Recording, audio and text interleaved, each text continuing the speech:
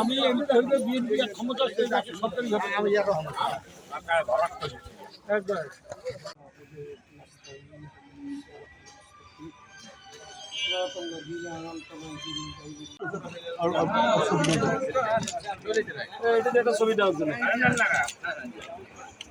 বলে যাই আপনাদের কাছে, আমি যদি নমিনেশন পাই, আমি যদি খারাপ লোক হই, আমি যদি চাঁদাবাজ লোক হই, আমি যদি সন্ত্রাসী লোক হই, কি অসুবিধা?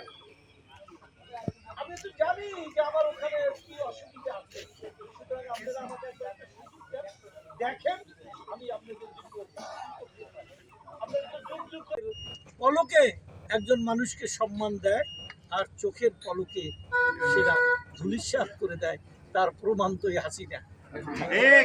পয়সার লোভে একজন আরেকজনের ক্ষতি করে, একজন আরেকজনের চাঁদাবাজি করে, একজন আরেকজনের জমি দখল করে নেয়। আপনারা টিভিতে দেখতে পাবেন, কোনো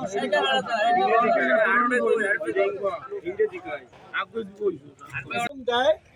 আর আপনাদের ভোটে যদি আমি এমপি হই, আমাকে দ্বারা গৌরদী আগল জেলা কোনো মানুষের ক্ষতি হবে না ইনশাআল্লাহ।